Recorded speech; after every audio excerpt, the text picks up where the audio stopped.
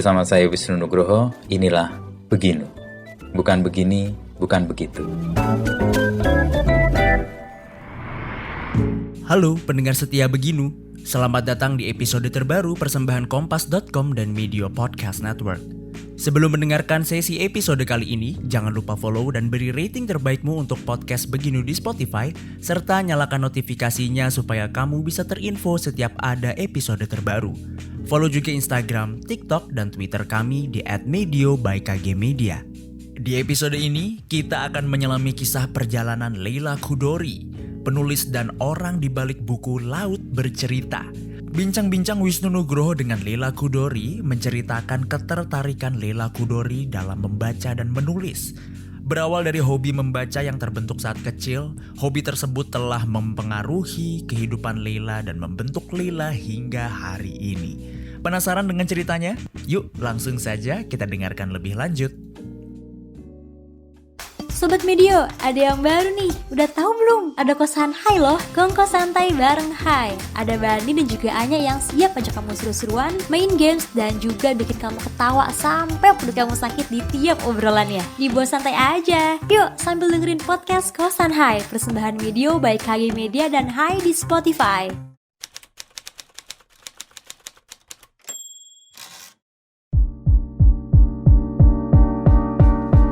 Jadi gimana Tante Lela sampai akhirnya, ya nggak tahu akhirnya ini pada titik ini ya, perjalanan panjang ya? Iya, dari awalnya nih ya.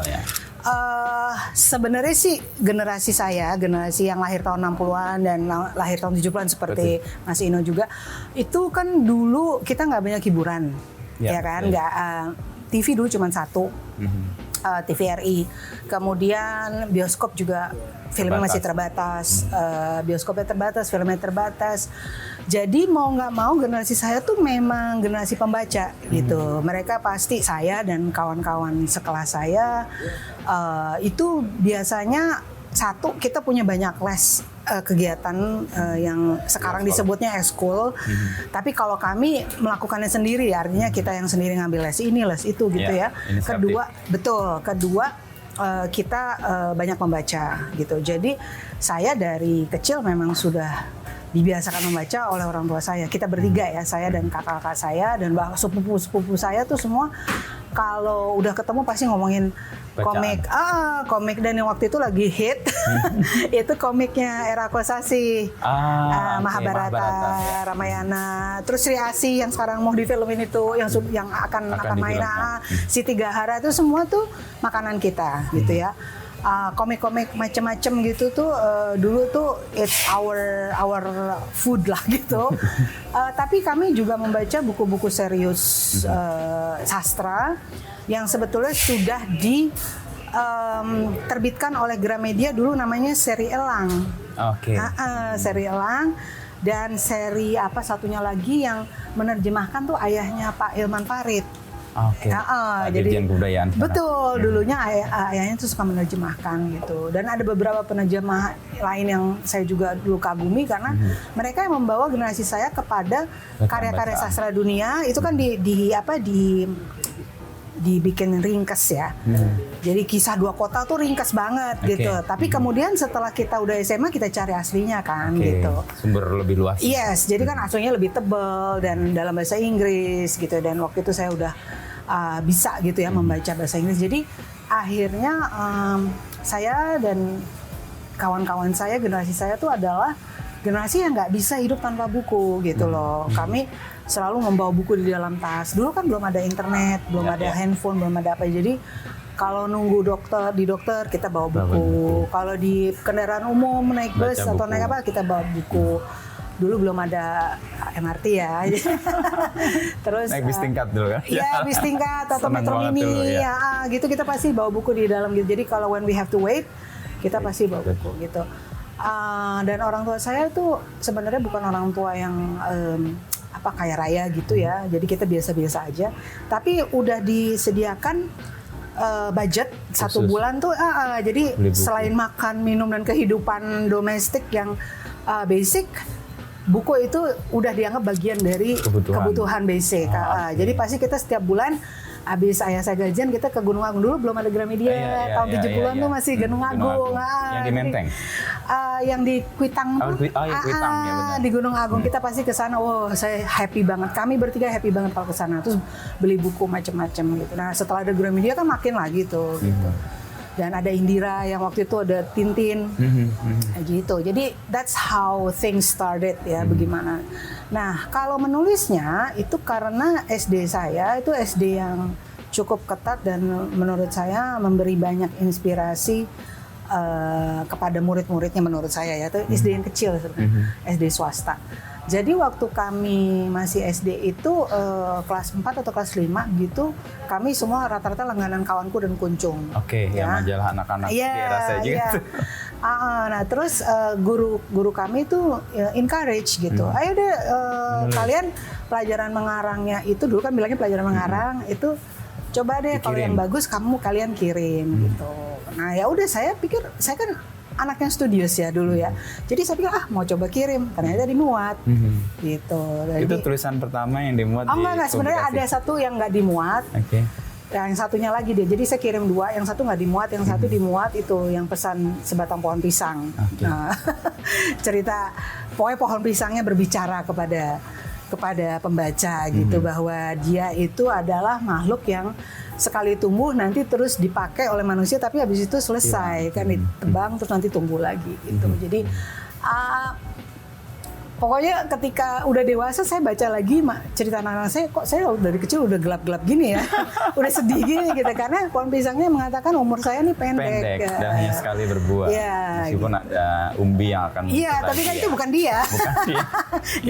Jadi saya nanti selesai nanti akan ada pengganti saya. Kira-kira gitu. Tapi tentu saya nulisnya nggak sefilosofis itu ya. Saya hanya mengatakan bahwa kalian pakai daun saya, pakai batang saya, pakai dan buah saya.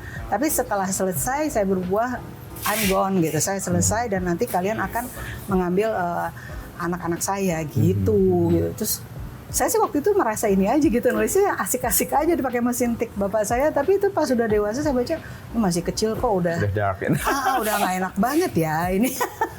Gitu, mulainya dari situ. Tapi bisa dikoneksikan bahwa kemampuan Mbak Leila menulis itu bekalnya adalah karena banyak membaca ya? Menurut itu saya kayaknya korelatif menurut saya orang yang menulis itu mau nggak mau harus banyak membaca itu udah satu keping dengan 2 sisi gitu. Nggak bisa kita menulis tanpa senang membaca tuh menurut saya sulit.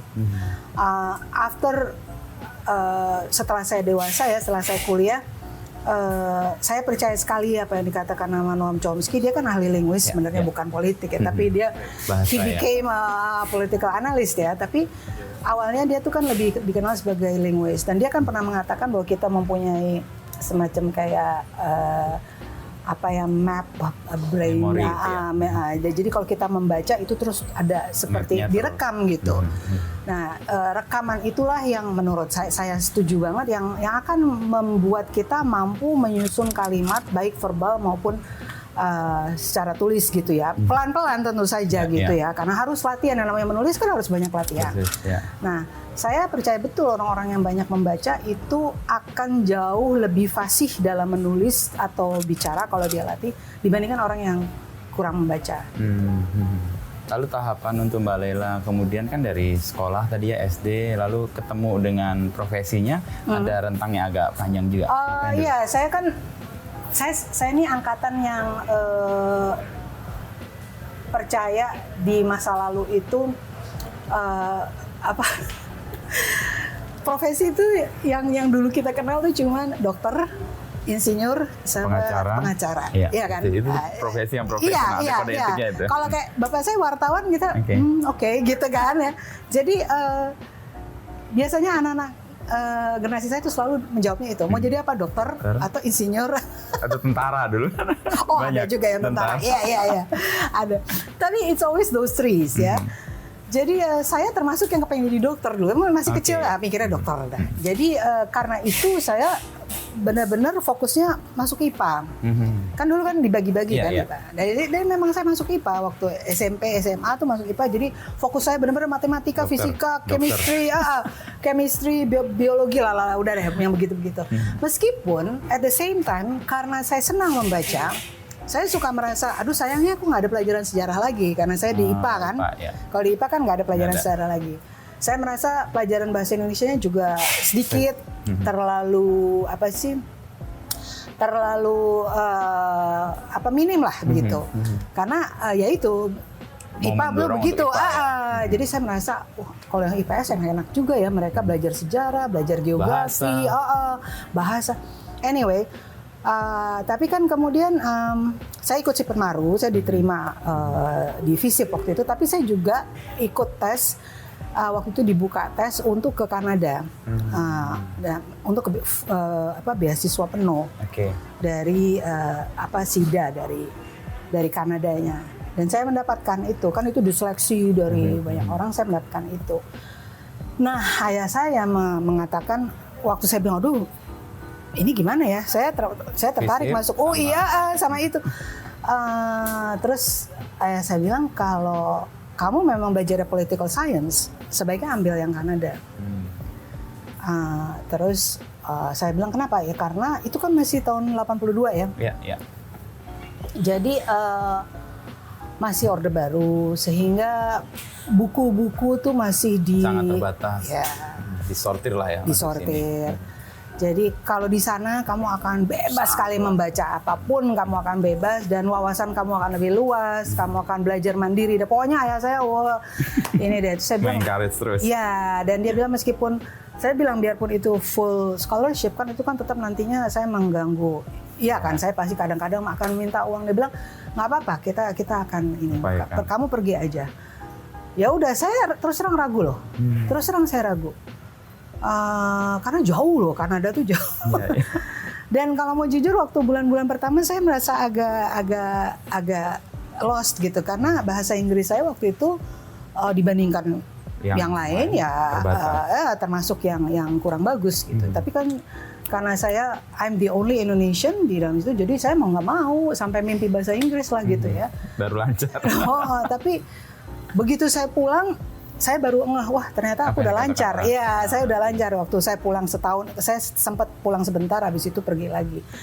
Jadi akhirnya ya udah, menurut saya tuh turning point dalam hidup saya tuh adalah ketika saya ke Kanada. Political science modelnya. Dua, saya ngambilnya comparative development studies, itu studi pembangunan negara berkembang. Karena saya merasa kita dari negara berkembang. Lalu political science, ya. Jadi saya ngambil double major, karena ayah saya bilang, kamu mau apa nantinya, mau ngapain? Saya bilang, ya karena saya kan waktu itu udah menulis ya, udah mulai menulis. Karena saya menulis, mungkin ya saya jadi wartawan. Nah kalau jadi wartawan, kamu ambil anything humaniora. Jadi sejarah. Jadi dokter lupa ya tadi? Oh lupa. Udah selesai. Goodbye. Goodbye. Tapi saya tetap selalu fascinated sama para dokter tuh, terutama kemarin ini waktu pandemi. Saya luar biasa, saya mikir gila kalau gue dulu jadi dokter. Wah ini dedikasinya gila, hebat. Anyway, ya itu, terus akhirnya itu yang turning point hidup saya tuh Kanada. Yang kedua adalah masuk Tempo. Itu dua itu yang merupakan yang membentuk saya. Keinginan untuk jadi wartawan dan kemudian jadi wartawan Tempo kan akhirnya itu karena pengaruh orang tua yang juga wartawan juga, atau ada interaksi dengan hal lain? Iya, ayah saya kan bukan model yang kamu harus jadi ini ya, kamu harus jadi, kan enggak, karena kakak saya kan enggak, kakak saya yang laki-laki kan dia dia belajar kehutanan ya, jadi dia menginikan hutan lindung gitu ya. Bakat jadi presiden. Siapa? Presiden kita anak kehutanan sih. Oh iya. Tapi dia IPB. Dia IPB. Nah, jadi ayah saya tuh pokoknya benar-benar apapun yang kamu inginkan silahkan gitu. Dia tidak pernah menggiring kita ke satu profesi, nggak pernah. Bahkan ketika kakak saya yang laki-laki bilang dia tertarik mau belajar kehutanan di IPB, waktu itu belum terlalu umum. Jadi ayah saya, terus itu nanti ya itu dikasih tahu ya, nanti kita belajar tentang hutan jati, tentang ini, tentang semua makhluk-makhluk yang ada di dalam hutan itu, selain pohon tapi juga makhluk hidup yang lain. So, saya oke, gitu ya. Terus itu masuk dalam sains ya. Jadi ayah saya juga sama-sama baru belajar gitu loh, bahwa karena jurusan tuh udah makin banyak. Jadi kalau saya sih, saya rasa karena tumbuh di rumah wartawan begitu, kemudian saya juga fascinated sebetulnya dengan profesi ayah saya dan teman-temannya yang suka datang ya. Waktu itu almarhum Sabam Siagian dan kemudian juga Fikri Jufri itu suka datang ke rumah. Mereka ngegosip. Trio itu bapak sekali dulu ya. Iya, trio itu ngegosip gitu ya. Jadi saya pikir wah ini seru juga gitu ya. They always have their first stories meskipun nggak bisa ditulis gitu. Karena ayah saya bilang ini nggak bisa nih nanti ditulis nih. Nggak bisa ini ditulis, ini semua nih pokoknya kita self censorship di zaman itu ya. Jadi saya langsung kayak gitu ya hidup wartawan di zaman itu gitu. So I was very fascinated. Terlepas saya kepengen jadi dokter ya, tapi saya melihat orang tua saya, bapak saya dan juga Tuti Kakialatu. Tuti Kakialatu dari Tempo kan sama Om Fikri, dia juga suka datang ke rumah. Itu teman orang tua saya semua, terus pakai mobil nyetir sendiri gitu. Weh, keren ya. Gitu. Ada imajinasi. Saya ngeliat, wah gila ibu-ibu, malam-malam terus nanti dia dan dia terus nanti ngomongnya sama teman-teman kolega yang laki-laki yang lain gitu. Fik gitu. Sampai wow. Aku ya mau nggak mau ada semacam keinginan gitu masuk ke dalam keasikan itu. Jadi begitu saya diterima di FISIP dan di Kanada juga, saya terus langsung seperti sesuatu yang otomatis saja. Oke, saya ingin jadi wartawan gitu. Meskipun saya nggak tahu mau wartawan apa. Lalu ya saya bilang gitu, udah kamu belajarnya di sana aja. Ya emang benar begitu saya lihat perpustakaannya. Belajar humaniora itu semua yang namanya Ruth McVeigh sama Ben Anderson tuh pertama kali saya baca di sana. Everything about 65, 65, hal-hal yang nggak boleh dibaca di sini saya baca semua di sana gitu. Dan saya baru berkenalan dengan kegiatan Amnesty International itu juga di sana. Iyalah di mana di Indonesia belum ada. Jadi saya tercengang gitu loh, ada sedikit sedih gitu karena baru mengetahui bahwa Indonesia tuh begini gitu, karena saya membaca banyak literatur berbagai hal yang terjadi gitu di Indonesia yang tidak bisa ditulis oleh media di Indonesia saat itu di tahun 70-an 80-an. Nah, di situ benar-benar membuka mata saya. Itu kalau ketahuan subversif itu. Sekarang Min nggak tahu subversif itu apa. Iya, mereka nggak tahu, mereka udah bebas banget ngomong kan. Lalu kemudian situ ke Tempo dan awal-awal ya saya pulang dulu, terus saya pulang tahun 88. Kemudian seperti saya sering cerita di waktu ketika saya menulis novel Pulang, saya kan pulangnya melalui Eropa. Karena saya nggak tahu bahwa saya akan bisa keluar negeri lagi apa enggak kan. Jadi saya bilang sama ini yang memberi beasiswa ya, boleh nggak saya pulangnya lewat Eropa? Biasanya kan lewat Pasifik. Jadi Hong Kong atau Jepang, terus Jakarta. Nah, dulu lewat Cathay Pacific atau lewat Japan Airlines ya. Jadi nah, terus saya bilang boleh nggak saya lewat Eropa? Karena saya pengen ke Eropa, saya ada saudara di sana, saya bisa berhenti di Belanda, nanti terus saya keliling, ada yang namanya Eurorail dulu. Nah, dulu jadi masih belum euro, duitnya masih masing-masing tuh. Jerman mark. Yes. Terus Prancis masih franc. Jadi mereka bilang oke, bedanya nggak banyak, nggak ini, dan lagi pula sering banyak tiket murah gitu. Ya udah, jadi saya dibeliin tiket Eropa terus nanti pulang. Ya udah, saya keliling di sana sama teman-teman, beberapa teman yang European sama beberapa teman yang Asia, kita keliling. Nah, di situ pertemuan pertama saya dengan dengan para exile di Paris gitu. Karena kita rame-rame masuk ke restoran itu dan si Pak Umar itu pada ini kayak orang Indonesia kelihatan gitu, saya Indonesia kan, yang lain-lainnya kan European, ada orang Prancis, ada orang India, teman saya ada orang, terus ini kelihatan, terus ditegur saya. Disamperin? Iya, dia cuman, kamu orang Indonesia langsung loh, dia pakai bahasa Indonesia. Terus saya bilang, oh iya Pak gitu. Lah ternyata kenal bapak saya. Oh pastilah. Udah akhirnya kita ngobrol dan dari situ tersimpan aja. Saya nggak langsung pikir mau nulis gitu, tapi saya baru mengetahui oh ada ya Excel gitu ya di tahun 88 itu. Terus Pak Umar bilang oh banyak belasan ribu kan udah dengan keturunannya dengan bukan hanya di Paris, ada di Belanda, ada di seluruh Eropa tuh tersebar, juga ada di Kuba dan di Cina. Terus saya oh gitu. Nah di situ saya menyimpan cerita itu, kemudian pulang saya cerita sama ayah saya. Terus saya bilang oh lo kenal lah, wah gitu. Saya ketemu Pak Umar saya 2007 atau 2009. Ya beliau meninggalnya 2008. Ya 2007 berarti. Berarti 2007. Pas ke Prancis dulu juga, ke restoran Indonesia itu. Iya.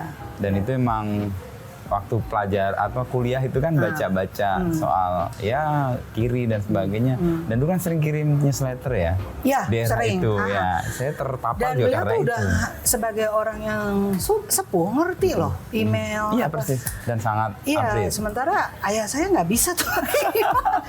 Dia masih pakai mesin tik gitu. Mungkin karena cara itu yang paling memungkinkan untuk dia berkomunikasi dengan orang lain. Betul. Jadi saya kagum, wah gila bisa ngirim email gitu. Dan dia nanya-nanya terus, novelnya kapan? Terus Eropa, jadi itu kayak kumpulan ya Mbak Laila di Kanada belajar soal Indonesia 65 dan sebagainya. Di situ ketemu Excel yang mengalami langsung gitu. Terus ke Indonesia. Ya, terus saya meminta, saya ngomong sama orang tua saya belum bisa full time kerja karena mau mengumpulkan cerpen-cerpen saya yang selama ini saya tulis. Jadi terus ya mereka bilang ya oke, tapi kamu harus cari your own penghidupan. Oke, tinggal di sini kan ya orang tua saya rada-rada kayak barat itu ya, sedikit kayak barat bagiannya. Jadi sure tinggal di sini gitu. Tapi kamu harus cari uang ini sendiri. Mandiri uang saku gitu ya. Mati aja gue nih gitu kan. Akhirnya ya saya sempat sambil saya mengumpulkan cerpen-cerpen saya dan saya rewrite lagi dan sebagainya, itu kan udah lama. Yang ada di Moti Kompas, di Horizon itu saya kumpulkan lagi. Lalu saya part time gitu di Jakarta dulu kan ada majalahnya Gramedia namanya Jakarta sebentar gitu ya, part time. Selesai kumpulan cerpen selesai, udah terbit, terus saya masuk Tempo. Itu 89. Jadi saya tuh di rumah 88 ngerjain itu ya nggak nyampe setahun lah gitu. Lalu kemudian ke Tempo. Ya, saya masuk Tempo tuh sekitar April atau Mei 89 kayaknya, saya lupa. Ya, terus ya udah waktu masuk itu saya udah disampaikan oleh para pemimpin, kamu tuh bisa nulis, kamu tuh penulis, tapi ini kan Tempo sudah udah rapih gitu strukturnya. Jadi kamu harus dari bawah, dari awal. Bahwa nanti kamu karena ternyata bisa nulis kan nanti itu kan bisa naiknya cepat sendiri. Tapi kamu you have to start. Saya bilang lo emang maunya begitu karena bapak saya bilang kalau kamu mau belajar jadi wartawan, belajarlah di tempat yang strukturnya udah jelas, sistem penilaiannya udah jelas. Jadi masuk ke tempat seperti Tempo atau Kompas yang udah ada gitu loh strukturnya. Jadi jangan yang baru gitu, jangan ke media yang masih baru. Kalau kamu udah punya modal, baru kamu ke media-media yang baru, kamu ikut membangun. Ya kamu ikut membangun. Tapi kalau sekarang karena saya masih istilah dulu hijau, kalau sekarang hijau udah lain lagi tuh artinya. Yesterday afternoon gitu ya. Kemarin sore. Tapi kalau sekarang tuh kalau hijau dikirain environmental. Oh iya, beda banget. Konsep warnanya beda banget. Nah, karena saya anak kemarin sore, jadi benar-benar udah masuk Tempo lu dari zero ya. Iya, saya bilang emang saya mau belajar reporting karena saya taunya menulis aja, saya nggak tahu reporting. Ya udah, saya benar-benar disuruh dari nol ya. Wawancara. Apa dulu Radius Prawiro lah, nggak tahu ekonomi langsung jepret tuh wawancara Radius Prawiro, wawancara macam-macam. Bahkan di tahun pertama sebelum baru berapa bulan udah langsung oke, kamu wawancara Corey Aquino. What? Oh, Filipina ya. Halo, like I'm still new here gitu kan. Wow, udah. Tapi dapat, cuman maksudnya ditantang terus. Bisa ndak gitu. Mas Bambang Pujono bisa ndak gitu. Ya masa kita bilang nggak bisa, kan nggak enak gitu. Saya bilang, ya saya coba Mas. Ya sudah, tapi kalau nyerah bilang saja. Waduh, pokoknya kalau kita untuk menolak tuh udah nggak boleh, nggak mungkin juga nggak boleh kalau di Tempo nggak boleh nolak. Ya udah, jadi saya dicecar banget, di drill banget. Sama seperti semua kawan-kawan di drill, ya yang menumbuhkan rasa keinginan tahu dan rasa keadilan. Selain ketika saya sekolah di Kanada gitu, tapi juga di Tempo. Ketika di lapangan ya, jadi makanya Pulang dan Laut itu menurut saya pilihan-pilihan temanya